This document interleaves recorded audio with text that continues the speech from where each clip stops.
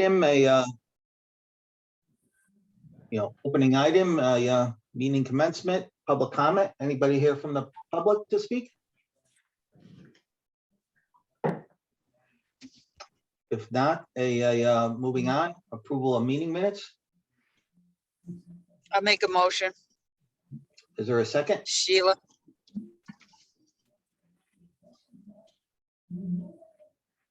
Is there a second to the motion to approve meeting minutes? I'll second.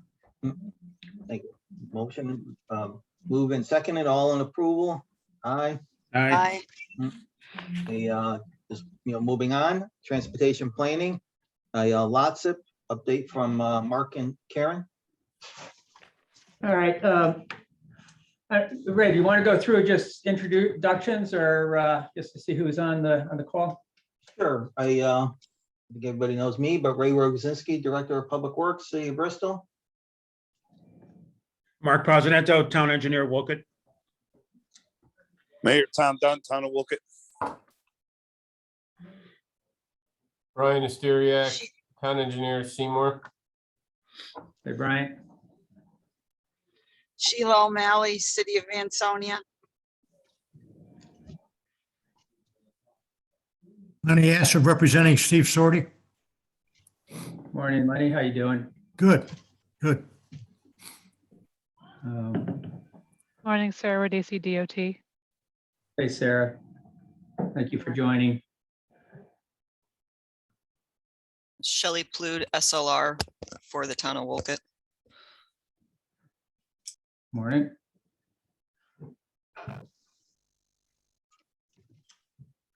Mark, Lisa.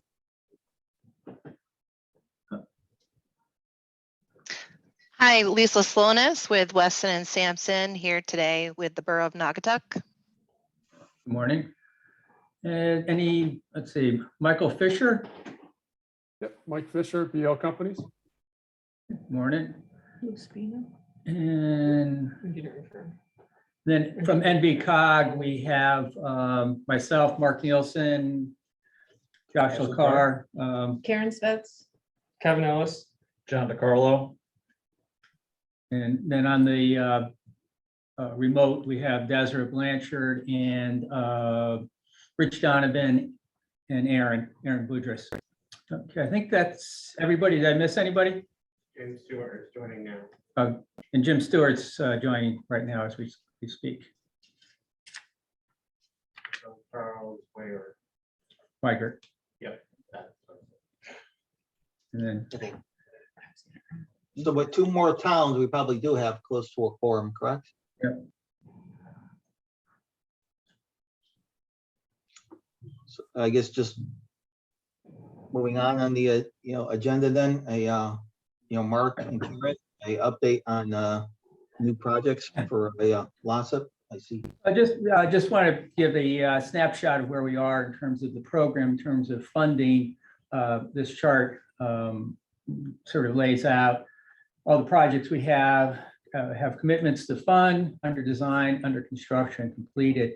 As we've mentioned, throughout the history of this program, the region's tried to be fairly aggressive in soliciting projects and getting our towns to actually initiate design and build. And we've been very successful with that.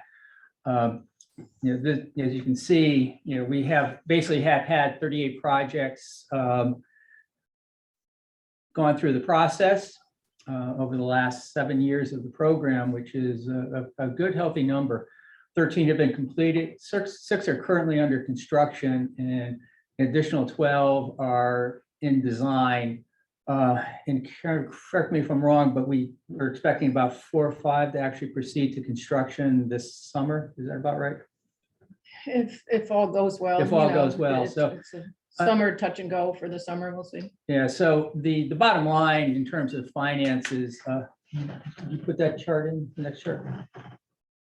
The bottom line is we're getting close to using up all the money we have available. This chart shows the blue line is the annual allocation to the region under LOTSIP. The orange is indicating how much we're actually spent. We're getting Excuse close. me. We're not seeing any charts. Are you supposed to be sharing the screen? Yeah, I can see it. Can see it too. Okay, it's on me. Sorry to interrupt. That's okay. no problem.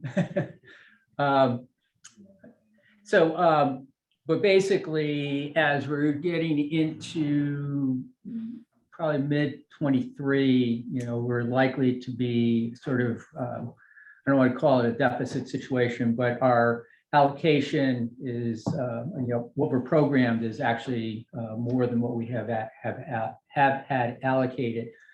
That will be a short-term situation because then we'll receive the allocation and we should be back into the black. But again, later on in 25, again, we're projecting that we're going to have some issues. We've traditionally always had a over-programming situation because we'd rather have more projects ready to go than, so we're using the money as it comes in. But it's something we're keeping an eye on because it could create, some scheduling issues in a few years. But we are working with the department to see if there's a chance that lots of allocations will be increased. As you may remember, back when this program first got started, it was basically a one-for-one swap with the federal aid dollars that were allocated to the urban areas. That federal aid program is going to see an increase in funding, soon, and so we're trying to work with the department to indicate that, if the federal aid dollars increase, the lots of allocations should increase commensurately. So it's something that we're keeping an eye on. This chart's based on, continuation of the status quo in terms of allocations. But again, we're not really going to, pull back on, getting projects implemented. We encourage the towns to continue with the designs that they're and to move full steam ahead, as it were, because again, we have been successful, and we want to continue to get projects out. I think it's been a very good program, and it's been one that the towns have been able to use to implement projects that they may not have been able to without this program. So that's basically where we're at. So any questions, comments? Mark, I have a question. Yes. Charlie from Plymouth. What number are you using for the actual construction cost, the final construction cost at the end of the project, or where the bid numbers were? What number are you using? Yeah, basically, a lot of what we're going forward, it's, obviously the amount that we're using is an estimate, but we do adjust past projects based on what was awarded to the project. Now, that's different than what the actual cost was, because if remember, it's low bid plus 20% is what is awarded to a town. Actual construction may be a little bit less than that. Problem is that that money hasn't come back to the region yet because they're waiting for projects to be closed out, CONDOT to do an audit, and they really haven't started that yet. So we're not quite sure how much more money may be coming back to the region because projects were less than what was awarded. But yeah, that was kind right of my now, point. Yeah, go ahead. I'm sorry, that was kind of my point, is that we still have the project that we did in, I want to say 2015. We still have, I don't remember the number, but like 200,000 under on that project that's just sitting in our bank account waiting for the DOT to audit the project and for the money to go back. So I just wanted to make sure that you guys weren't accounting for that, because we don't know when that'll ever be going back to you, although it will be at some point. Yeah, and that's an issue we've raised with the department as well, because towns are finishing up the projects. They do have some money left over that was unspent, and they're asking, well, what do we do with that? And we keep saying, well, just hang on to it until the department finishes their audits, and they'll let you know when that how much and when they want that return. The good news is, yeah, that will give the program a little bit, because that money comes back to us. It doesn't, go into the state pot. It comes back to the regional pot. So, yeah, as they start doing their audits of all the projects, like I said, we have 13 projects completed, and if each one of those, underspent by $100 or couple $100,000, that's a good chunk of change that'll come back to the region that we can reprogram. Yeah, Mark, I think in Ansonia, we have 2 projects that were under budget that we did, that not significant amounts, but still amounts No, but that'll it come adds- back. Right, and it Yeah. adds up. So, Right. but it is something the department is going to be addressing and trying to, accelerate that closeout of projects. Especially as regions start getting close to their total allocation. So be one way to, put more funds into the program without asking, the legislature to actually, bond more.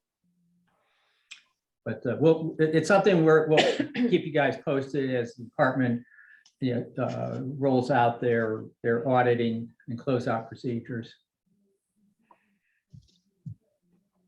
Okay, Mark, thanks for the update. Now, I would say Bristol has a couple of projects that we're working through, lots up, and I have some consultants, working on, 2 of them.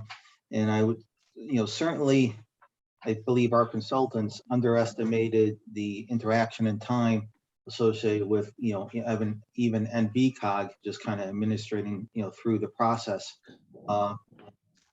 which is fine, for Bristol. We'll adjust our, the schedule, accordingly. But, and, certainly I can't speak for all the communities, but, Bristol, someone, looking at and making, comments, on the design is always a, we look at it as an extra hurdle. But with that said, I would like to take this opportunity to, really recognize the work that Karen does.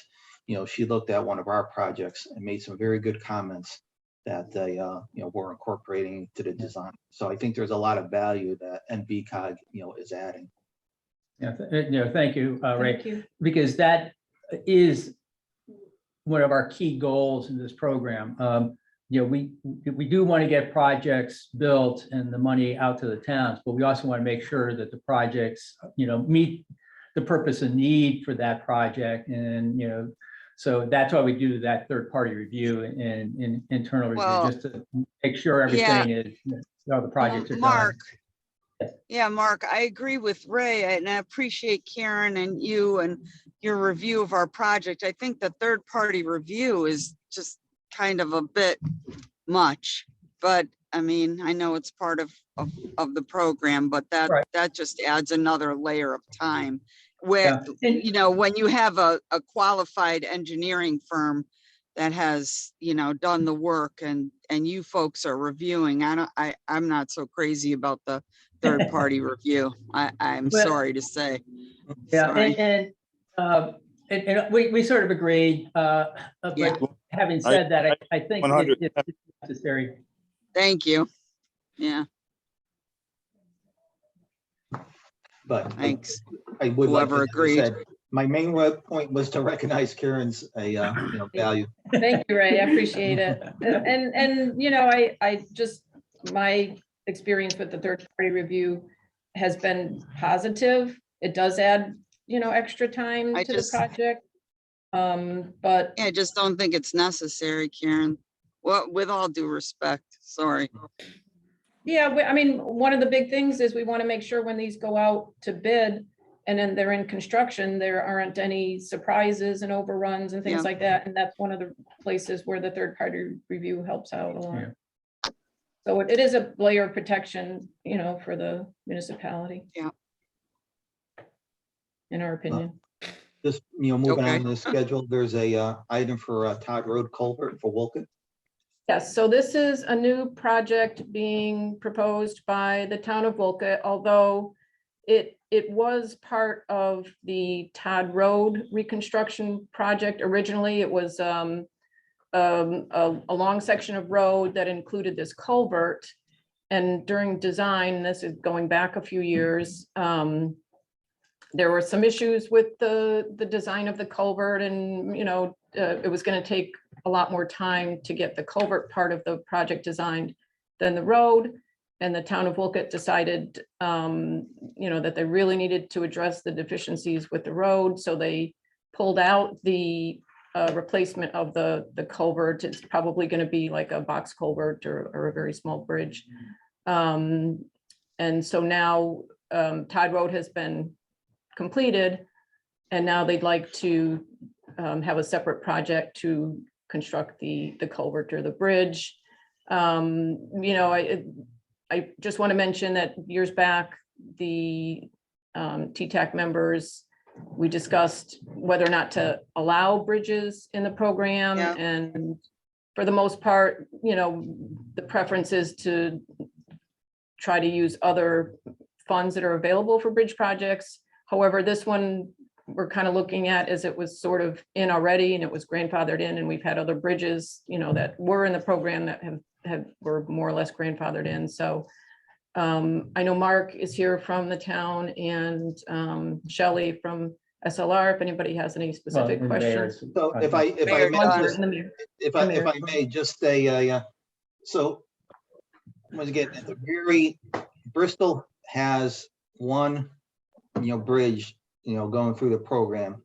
And we actually had that bridge, you know, before the policy was, you know, set up, you know, where bridges, you know, want to, you know, participate. And I honestly do think that, you know, the policy that, you know, bridges, you know, don't fall under LASA, you know, is a good thing, but there is a, you know, caveat. That's if other funding is, you know, available. So we have in Bristol, part of our capital improvement program, doing a number, you know, of bridges, you know, and a number of culverts. And we have made the conscious, you know, decision not to ask TTAC, you know, TTAC and then NVCOG, you know, for lots of funding bridges and culverts that are eligible for, you know, other state programs, you know, and to me, that really means, you know, federal, you know, local, or, you know, local state.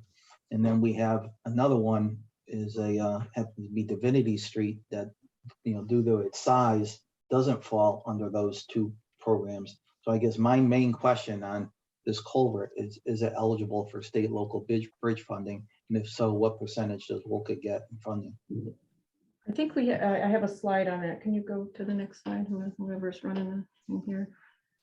All right, next slide, maybe. All right, so the span length is under 20 feet, so it's not eligible for federal local bridge. It's potentially eligible for state local bridge, and that funds only 50% of the design and construction costs. So it is potentially eligible for state local bridge. You also say that that's currently not accepting applications for funding. So, and again, I think the one reason we're considering this or requesting, recommending this to the full board is, yeah, it's sort of grandfathered in. It was part of a original project that was accepted and approved by the, you know, board, but it was taken out for, you know, reasons of didn't want it to delay the reconstruction of the road, Right, correct? Yeah. right. So, so that's the other reason we're suggesting, you know, consideration of it. And Now, I don't Mark, know as if I much as you mentioned, just said that the state local bridge program is closed, that's inconsistent with the information I just got a couple of weeks ago. We're submitting an application right now. yeah, I think it said that, and this, I think we wrote the slide a little while back, that the funding window may be opening in spring of 2022, which is upon us. So I guess that is an option to look into. I just wanted to mention the estimate for the project is 1.2 million, and that does include the contingencies and incidentals at 10 and 10%. Could I say something, Mark Presidente, Town of Woken? Originally, the load chip application for Todd Road, we didn't include the bridge. And actually, you guys made us include the bridge in the project, which we did. And then we had some problems with the consultant and the design. So as you indicated, we wanted to get Todd Road done. But the original application with the bridge was like 2.95 million. When we did the road alone, it was only 2.1 million. This project is saying it's about 1.2 million extra, as you just indicated. So it's not that much more than what the original amount that was granted to the town was at the time. That's correct. So that the original project was approved. And you even had the commitment to fund from the DOT for the full amount, and then it was removed. Karen, do you know whether the lots of money could be used in addition to the bridge money? No, No, you can't. we did look into that, and Yeah. they said you can't double dip. fund, yeah, or double- whatever yeah. you wanna call it. Unfortunately. And also, again, and having, presented the financial plan, I mean, this does fit into our financial program and, doesn't, isn't going to affect the schedules of any other projects, and it will fit into our program, financial program.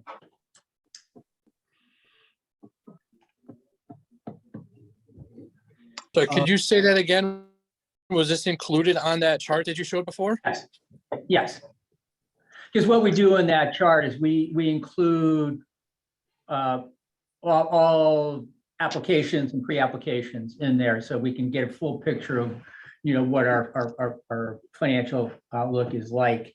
We're not just including ones that have that commitment to fund. That we include everything, which is a little bit different what the state does when they do their financial analysis. We like to include anything that's been submitted as a pre-application, because if we accept the project as a pre-application, we think it's eligible and a decent project, so we want to include it just so we have a full understanding of where we're going. Yeah, this is Mayor So, yeah. Dunn. If I can just make a comment, it's something that we really want to do, and it fits into the project well, it's already there. And because of some technicalities back when it was advised to pull out and do the road, and that it would come back and be part of the lot zip. So I would hope that it would support that. And What is the current rating of the bridge? Kelly, could you answer that? Sure. It's an under 20, so it doesn't have the inspection data available that an over 20 would, but when it was screened by CONDOT in 2017, it was rated as fair or poor, or fair or worse, sorry. It's the abutments have quite a bit of scale and corrosion on them, so there's about 12 inches of deterioration coming off the face of those abutments. And I just wanted to, I was just checking very briefly, the DOT's website indicates that the window for state local is currently closed. I haven't seen any information. Otherwise, if it has reopened, that must be recent, but the website currently indicates that the window is currently closed. Yeah, we're in the process of submitting one. One of our, a couple of our consultants, indicated that it's, opening. Okay. Maybe in anticipation of what DOT had told us previously. I guess my concern is that we set a policy and then we don't abide by it. I do understand that there's attenuating circumstances, on this one. But, from Bristol's perspective, we're acting in accordance with the policy. And I just want to make sure the policy means something. So from Bristol's perspective, we support, we support, staff's recommendation, but I guess moving forward at a minimum, not to be too technical, there should almost be a motion to an acknowledgement that we're not following the policy. And just to be clear, the policy doesn't say we can't use lots of, it's a lower priority. Yes, but Bristol's making decisions on their capital improvement program for the last 3 years based on the fact that culverts and bridges don't go through lots of. Well, just in our defense, when we submitted this, it was appropriate to have the bridge. There wasn't any exclusion at the time. I do recall that. I do recall us trying, including it. And also, I think, if it's part of an overall project, and we should probably make an exception in this case. Although, I understand what you're saying, Ray, but I think, you want to complete the project for Wolcott, finish what they started, and, seems to be grandfathered in. And to be fair for Bristol, we and I assume all communities would do this. I would encourage them. We will have projects go through lots of culvert projects. We look at as culverts that don't meet the needs of other bridge programs. Like the one that we're going to be moving forward is Divinity, and that's because it is due to its size, it's not eligible for the state local bridge program. Yeah. As opposed to I have one on Lake Avenue right by Lake Compounds that I'm not moving forward through lots of, because it's eligible for a state local. But with that said, it's still a 800, it's still a substantial project. Yeah? Right. This is Lenny Asher. Excuse me. It seems if this project was approved back in 2017 or 18, and now you look at the proposed schedule or the anticipated funding through the local bridge program, the award would be made at the early 2023. Then you'd have the design done, and you probably wouldn't be building this till 2024. So that's 6 or 7 years after it was first approved. And I don't suspect that it got any better between now and then. So I would think that since it was approved earlier, it should be approved now. It's just a continuation or a different phase of the original project. Lenny, is that a motion to approve? If I can make that, I will. Is there a second? Second, Sheila. All in favor? Aye. Aye. Bristol votes yes. I believe motion passes. Thank you. Thank you. All right, and we have another project that has been in the lots of program for quite a long time, Rubber Avenue. And I guess the pre-app was from 2015, and at that time it was 5 million and change. And just a little overview, this is right near Naugatuck's downtown. It's sort of like a branch of the downtown. And a roundabout is being designed where Rubber Avenue meets Church Street. And because that is a state-owned intersection, and currently there's a signal there, the state has been very much involved in the design and reviewing the roundabout and reviewing the plans and making recommendations. And that's partly why this project has taken so long to get to this point, but also that is a factor in why the price tag has gone up to 7.6 million. It's a very important project for the borough of Naugatuck. So we're asking that the committee approve the price increase. I will note that Jim Stewart is here, as well as Lisa Slonis, who was the lead designer on the project from Weston and Sampson. If you have any questions about, and actually, I think Lisa was going to give a few words about why it went from the 5.2 to the 7.6. If you want to, give us a brief update on that, Lisa. Sure. Thank you, Karen, very much for the introduction. So, I'm going to keep this short, and then if we need to get into more detail, we can. So the commitment to fund letter to the town came in spring 2020. And it was for around $5 million. And at that time, that was based on our lots of application that was just around that total project cost. As Karen said, now we've gone through, we've just submitted 90% design. We've gone through the third-party review. We've gone through reviews with DOT, and that's still ongoing. We've gone through reviews with the Roundabout Committee. And we've also been dealing with DOT as far as getting amenities approved to be included in this funding as well.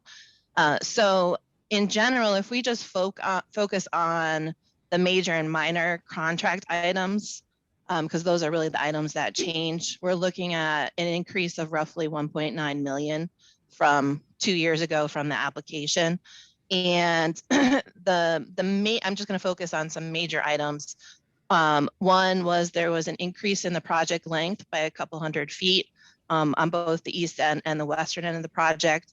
We were also able to provide a sidewalk for the entire southerly side of the project for the length of the project. So that was an addition. Earth excavation and rock excavation increased by about $240,000. That is due to an increase in unit costs by roughly 36%, to extend the length of the project, and also removal of a retaining wall and doing excavation as an alternative. Additional concrete sidewalk costs, concrete driveway aprons are now proposed as concrete. About $400,000 increase in drainage now that we've gone through the very detailed drainage design. Also through recommendations from Connecticut DOT, much more costs set aside for maintenance and protection of traffic and municipal police officers and flagging due to the roundabout complexity. So that's $270,000. Additional paving costs and temporary paving as well for the roundabout, $123,000. Pedestrian level lighting, trees and plantings, flagpole and lighting for the roundabout itself, gateway signing, that is about $220,000, and then about $85,000 in utilities for resetting manholes, water gates, and things like that. So those items I've mentioned, that accounts for 1.66 million of that 1.9 million increase. And then a lot of other smaller adjustments to items and fluctuation in costs over the last couple of years that we've seen. Thank you, Lisa. I just want to make a correction. It's not Church Street. It's the intersection with Meadow Street, which is State Route 63.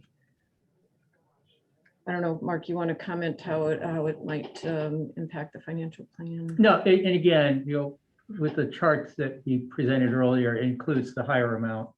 Okay. So, again, when we do our financial planning, we like to use, the higher number. So, that becomes more, our upper limit. We don't want to have, like, we include the 20%, for contingencies and incidentals all the time, because we rather overstate what our allocation or obligations may be, not understated. So we have a more realistic picture of a financial. So this again has been included. So is there a motion to approve? I'll make a motion. Is there a second?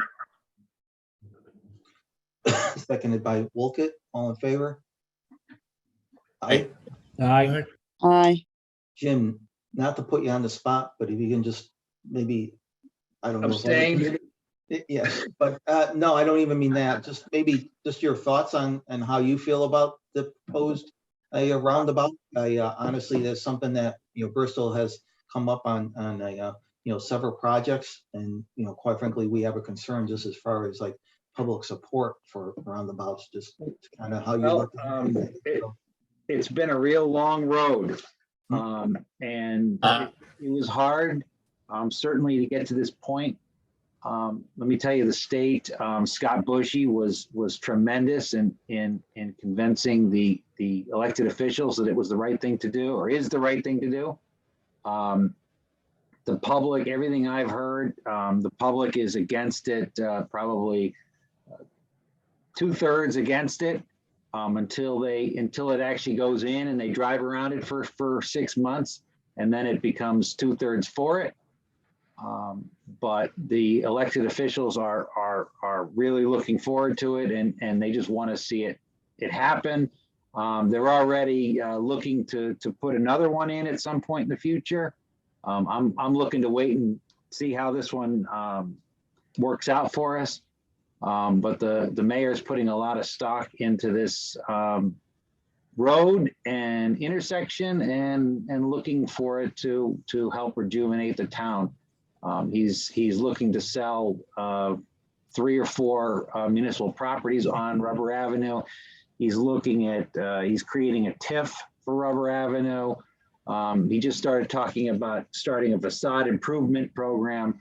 So this is really supposed to start the ball rolling. Hopefully we can get our local property takings done through the state in the next 5-6 months, I'm hoping. And we can go out to bid this fall and start construction, late this fall, which is too hopeful probably, or early spring next year. I just want to add too, you mentioned Scott Bushy, and he attended the public info meeting, and really he's so knowledgeable about roundabouts. I think it helped, with any of the fears that some of the people in the audience may have regarding roundabouts. And he pointed out how more, and also Lisa too, how much safer they are than standard intersections. So at least through the public info meeting, they did a really good job in helping with that, right? What did surprise me was that the state was coming in to replace the signals at that location, and we stopped them because we wanted to do the roundabout, and we were trying to get them to do it, and they were like, no, we're going to spend $1 million replacing the signals. But we agree it's a great project, a great spot for a roundabout. If I can just jump in too, I think most people in the state, don't really understand what a modern roundabout is. So it's a lot about education.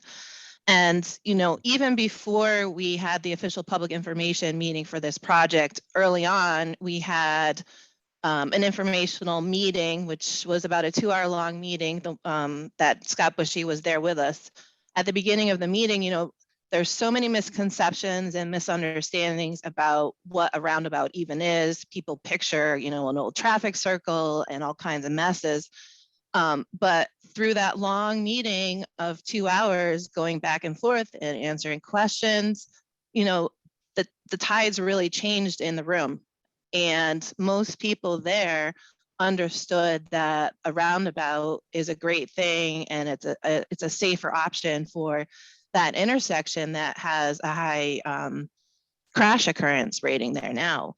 And then to follow up with that, we provided additional materials to the elected officials so they are ready whenever they need to talk to their constituents. I was so proud of the assistant mayor. She talked about, I pulled out my folder when I talked to people that came up to her. So, it is a process to go through that informational and teaching and learning and being patient and listening and explaining.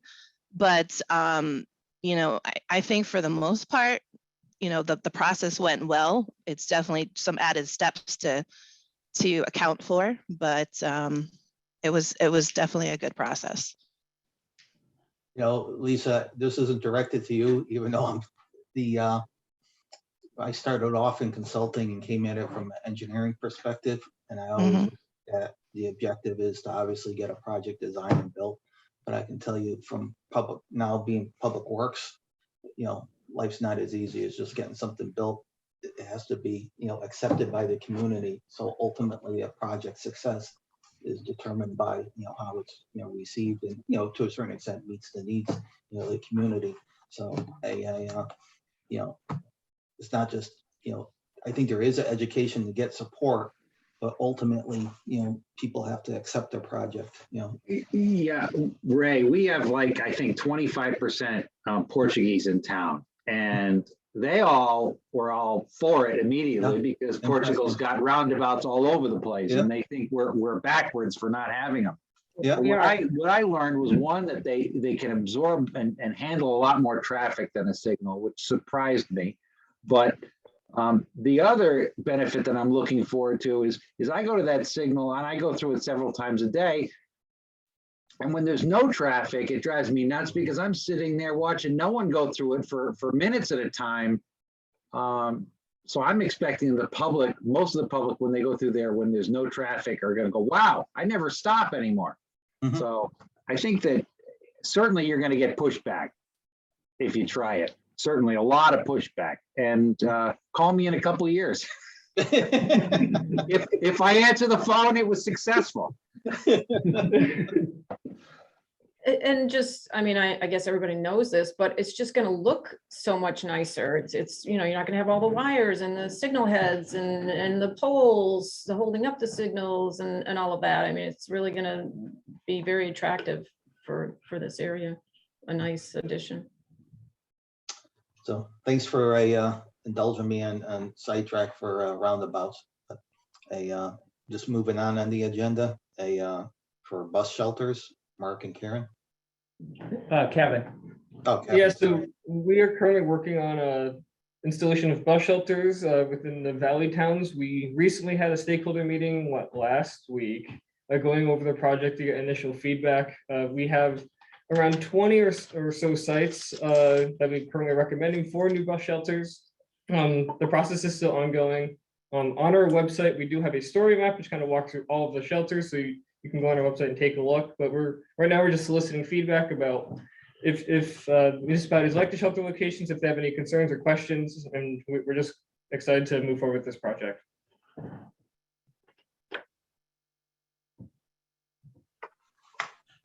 And Sheila, if I may, we'll probably be reaching out to you because I think we'd like to set up a meeting with you because you weren't able to make it to the stakeholder meeting, just to go over some of the locations in Ansonia. So we'll be in contact with you.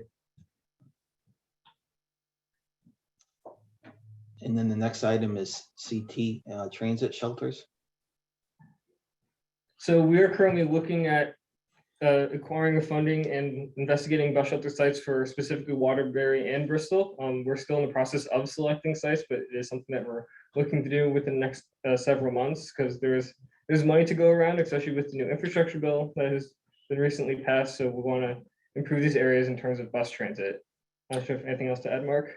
Yeah, and just, the difference between the Valley Transit District is, and the Waterbury and Bristol is, Waterbury and Bristol, the operations are through CT Transit in the state. And so we don't typically have a lot of influence on, projects and what things get done. Where in the Valley we do, because we are the FTA recipient. We've had some communications with the department, that they are looking to expand bus amenities. And so we want to, we're trying to put together a list and be a little bit more proactive and trying to identify where shelters should be located and see if we can get the department to actually implement some of the, our recommendations. So this is, we just started this and we'll keep everybody posted, and we'll probably be reaching out to, Bristol, Ray, you, and if anybody else in the city might have an interest in bus shelters, and you'll also be reaching out to Waterbury. Yes, thanks. So shelters in, Bristol are a lot of times a big topic of discussion, just really as far as, who maintains them, and even at the council level, there's always a lot of, questions, if we're Yeah. not careful, it almost ends up like in no man's, land.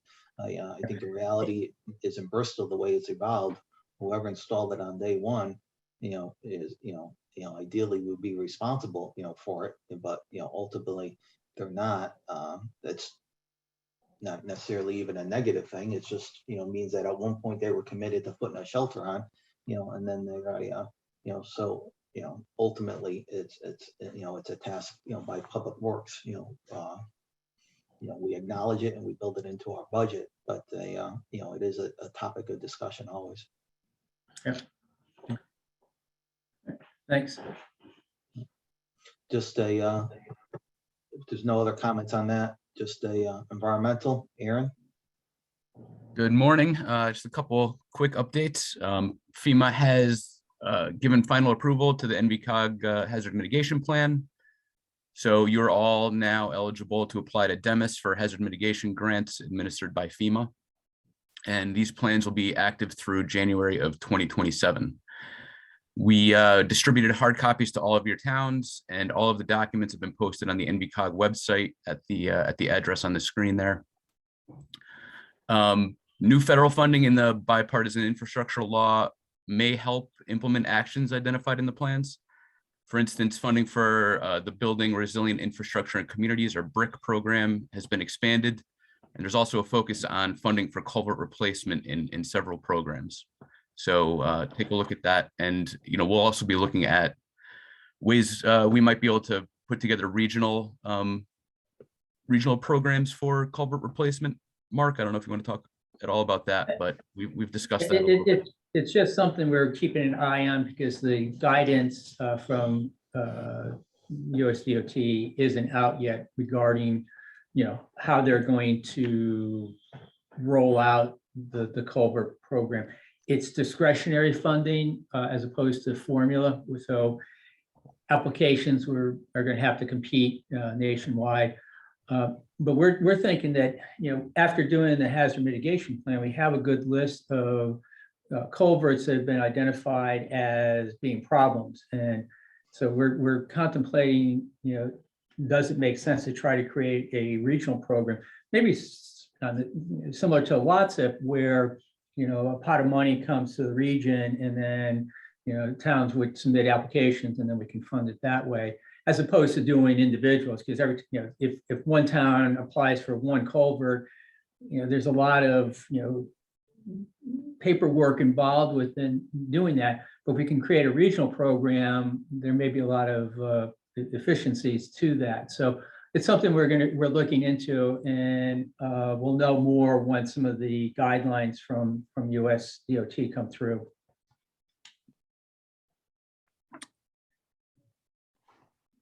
Okay, and then next, the compost and rain barrel sale. So last year, we held a regional sale of backyard composters, rain barrels, and other accessories directly to residents.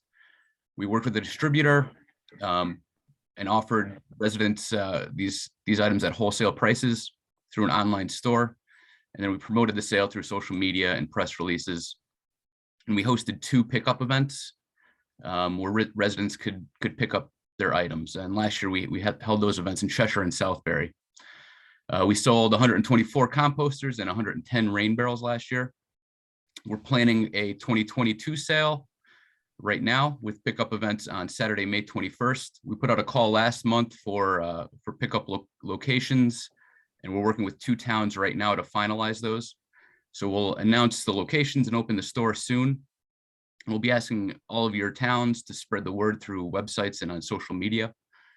The goal is really to help encourage diversion of compostable organics out of the municipal solid waste stream with the compost bins, and to help ease demand on drinking water sources for outdoor uses with the rain barrels. So, it's a small bite out of the apple, but I think every little bit counts, and we're hoping to expand on those sales this year. And then just to turn for a second to Ms4 Compliance. The current Ms4 permit is going to expire on June 30th of this year. And I've heard from DEEP staff that they plan to extend the current permit for 1 year and begin the process of developing a new permit that'll go into effect in 2023. It's also my understanding from that discussion that very few towns are fully in compliance with the current permit. And we've actually heard that there's a nonprofit that has sent notices to all non-compliant municipalities, and they're considering filing lawsuits against towns for violations of the Clean Water Act. So, you know, something to think about for towns that aren't in compliance. So, you know, in anticipation of a renewed compliance push, we'd like to renew discussions about potential regional assistance for MS4 compliance. When the current permit was issued in 2015, we polled members about local needs that we could possibly assist with. The result was, you know, we put out a regional RFQ for technical assistance with stormwater management plans and developed a short list of qualified firms that towns could engage. We've also assisted several towns with stormwater system mapping requirements. Our GIS department has provided quite a bit of assistance. So, you know, we'd like to renew the discussion around this, and you know, we really want to help our members with compliance if you do need assistance. So, you know, if there's specific things that you think that the region can help with, please reach out to me. You know, we're actually meeting later this afternoon with staff to toss around some ideas about regional programs that could help, but we'd really like to hear from you. You know, what types of assistance you'd like to see us provide. So you can send those comments to me. Thank you. There's I do have a specific question with respect to MS4. I believe that in accordance with the regulations, back in July, there was actually a deadline for municipalities to, in effect, enact either ordinance or through a land use, regulation, where they have the authority to enforce, MS4, regulations. Bristol, we're incorporated into, we're doing a comprehensive rewrite of our zoning regulations, and we're incorporating that into our zoning regulations. So we actually didn't meet that, July 1st deadline. But can you either, I guess it would be a benefit, to us if you can communicate to us how many NVCOG communities actually did do that, and provide, like, just indicate how they did it, and with a copy of what they did. Yeah, we can certainly look into that. And in 2015 or 2016, we actually did we actually had a staff person go through everybody's local regulations and really sort of point out where things needed to be changed.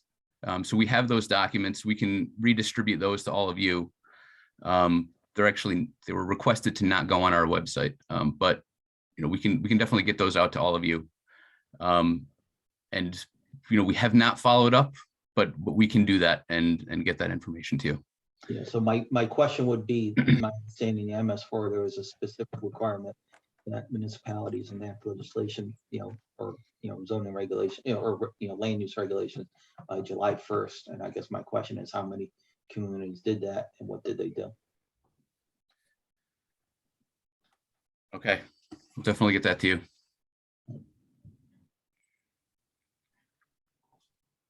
Hey, Aaron, has the Jim Stewart here, has NVCOG thought about taking it over, hiring a person, helping the towns out in that way? Because it's tough for us, because we don't have anyone who's really anymore, who's responsible for it, and it's kind of on the back burner all the time. I think we're compliant or close to it.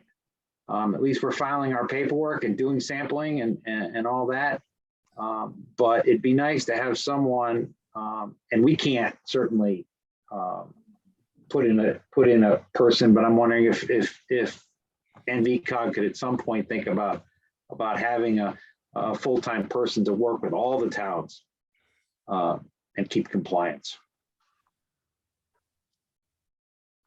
I think it's a great idea. I think the issue of funding is sort of the one sticking point there. And Mark, I don't know if you want me to talk a little bit about, we've talked about the regional performance incentive grants through that fund some of our regional planning efforts.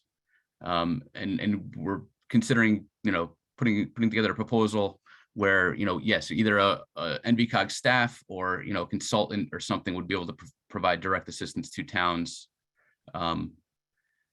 So, that's definitely one of the ideas that we're thinking about. So, I might be reaching out to you to discuss a little bit more as we start fleshing out those ideas. Yeah, certainly. I mean, we're right now using Weston and Sampson to help us. And they've been, very helpful. A lot of consultants we've spoke to in the past. One guy we used, they just stopped doing it without telling us. I won't say who it was. And then a couple others I called, they just find it as not something you can make money doing, especially with the sampling issue of it.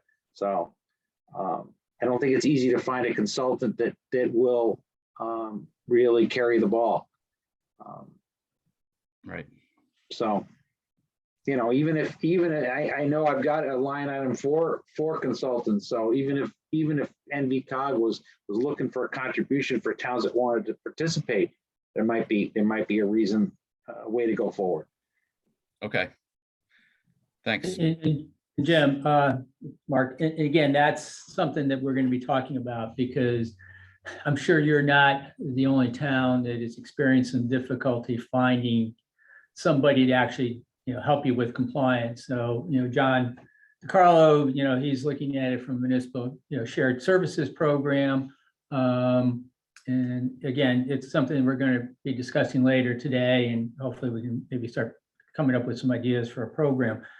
Our issue is obviously from the regional is we need enough towns that are interested in it to make it worth our time and effort to do it. But again, if we can get a bunch, I'm not sure what the number would be, but if we can get, a good number of our towns to participate, then they're, that makes it a very efficient program, and we can do it in a cost-effective manner. So it is something we're looking into.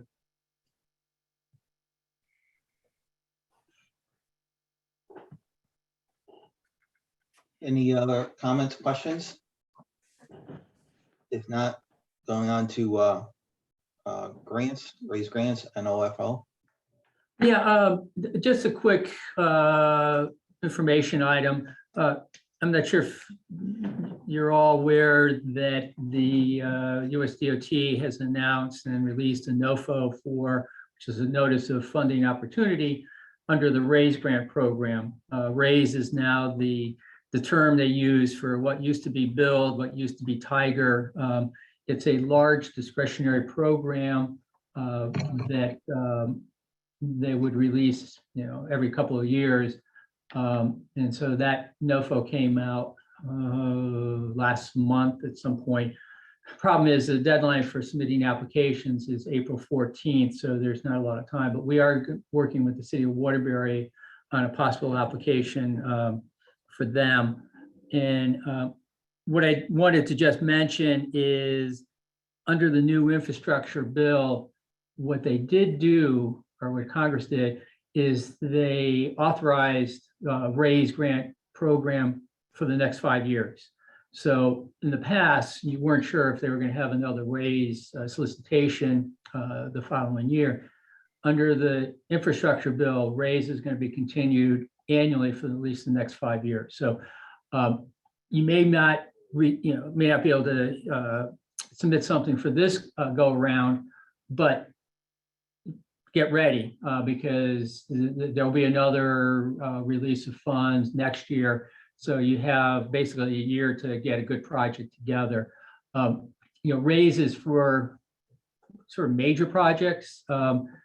Minimum funding award is $5 million. The maximum is $25 million. So it's not a small project. They're looking. The intent of the program was to provide funds to do a project that may not fit into a normal federal aid program. So something to keep in mind going forward. And if you have any questions or want to discuss it more, we're available. We've done a lot of research into the program and can provide you with some answers. That and if there's any questions, I can answer. Otherwise, that's like I said, just a quick update. Okay, thanks for the information. If there are no other questions, we'll move on to emergency management update. Joanne? Yeah, thank you. Can everybody hear me? Yes. Okay, thanks. So first of all, I just want to remind everyone who's in Demis Region 5 that there is going to be on March 30th, a training event for municipal CEOs and EMDs in Litchfield, Connecticut. They're going to be doing an overview and a refresher for emergency roles and cybersecurity. At that particular half-day training will be Brenda Bergeron, Deputy Commissioner for Demis, and John Field, Regional Coordinator for REPT 5. And there'll be also some representatives regarding cybersecurity. Regarding the FEMA Region 1, back in October, there was a call for projects to be submitted, kind of the Good Ideas Club that we talked about. So there were 348 projects submitted, and out of those 348, 30 of them are related to hazard mitigation and brick. Apologies for that. And just wanted to let you guys know that what FEMA Region 1 is doing is prioritizing projects that are in distressed communities, which distressed communities as per the state of Connecticut. And for the NVCOG region, that means projects that were for Waterbury, Ansonia, and Derby will be prioritized. So that's where we're at right now. This month, the COGs are hoping to get a list of prioritized projects, and we'll keep you updated. And I can answer any questions. Thank you.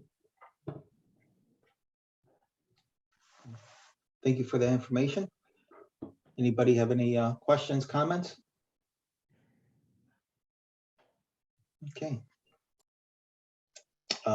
Municipal shared, I guess before we move off that, and I can talk to you offline, but for Bristol, we have a flood control board, which is actually our city council, is an ordinance.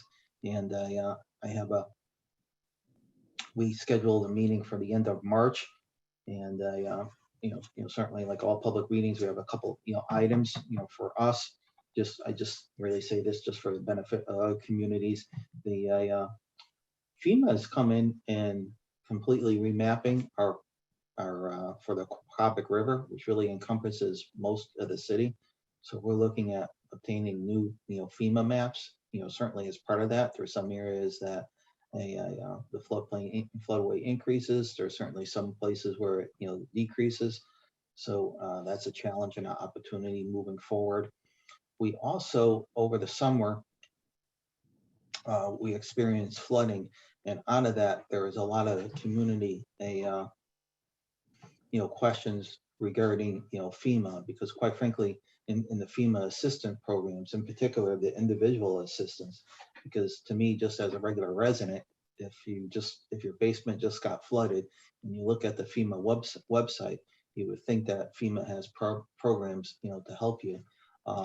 But really, when you look at some of the fine print, not really. And so we hired a consultant to kind of break down some of the FEMA programs and at least summarize it in a memo that we would really use as an opportunity to get out into the community, so at least they're aware of what potential programs do and not do.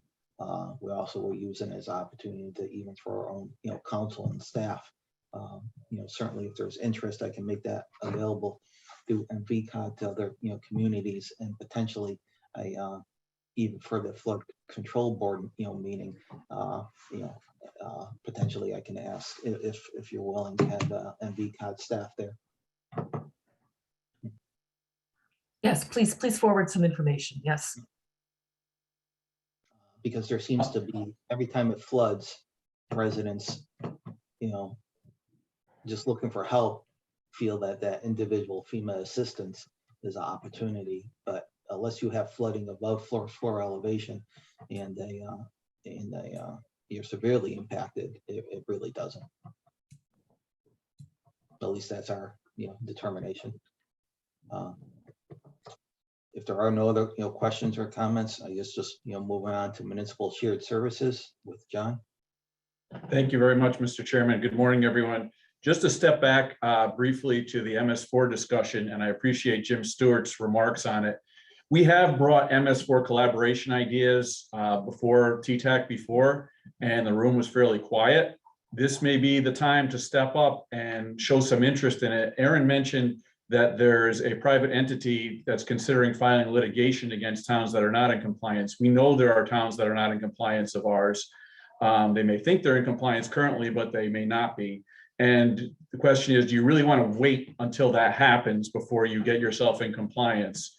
In my role, I know we can put something together that will help the towns address this issue. I know we can do something that will save money, but we do need you to show interest in it when we bring something forward, or at least discuss the how it might impact your municipality and where you're at. So just a quick note, Aaron also mentioned with the composting that the need to remove organic compostables from the waste stream. A note, we are still looking for a regional composting facility location that would provide the host town both revenue in tip fees and sale of compost soil that's produced there. There are state-of-the-art facilities available that address all of the odor concerns, all of the animal concerns. We're prepared to seek state funding for this if we have any interest on it. Finally, before the next TTAC meeting, there will be the first household hazardous waste collection event for 15 of our towns.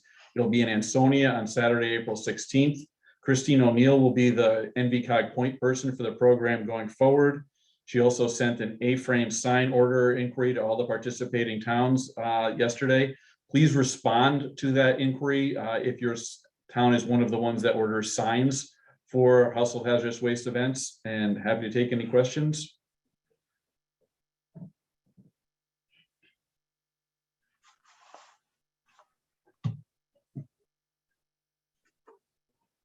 Thank you, Mr. Chairman. Next item before, I guess before adjournment, if there are any new business or additional comments that any members would want to bring forth. If not, Yeah, Ray, I've brought this up before and I'm going to keep doing it. It would be very helpful if NVCOG sent out Outlook invitations and they could put the agenda right on the invitation with the link to these meetings. That way we don't all have to do it for ourselves. Yeah. Thank you. Thanks for that comment. Anything else? Well, I'd like to thank everybody for their time, and we are getting closer to spring. In theory, less snow. Well, hopefully we'll get one more big snowstorm. Notice that NVCOG staff said that, not the municipal. An NVCOG staff member said that, just so it's not an official NVCOG position. You gotta embrace the snow. You're here. You're 4 years old. Is there a motion to adjourn?